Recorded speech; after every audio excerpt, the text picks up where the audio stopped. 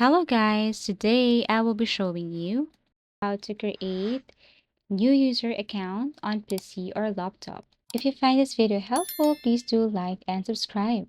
So first you have to go to your start menu and then you have to look for settings. So you have to look for the gear icon or settings here on your laptop or your PC.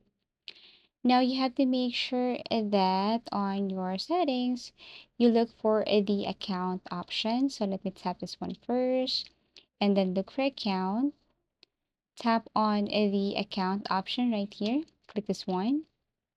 Now here you have to go to the left side and look for family and other users. Click this add someone else to this PC. Click this one.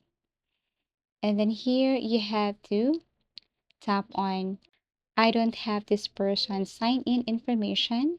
Click this one. Now enter the information needed here. Then once you're done, then tap on the next button below. You have to make sure that you remember all information here. And that's it. Now you have added or you have created new user account on PC. Go to settings or tap on the gear icon to see the new account. Thank you for watching and see you again in our next video tutorials.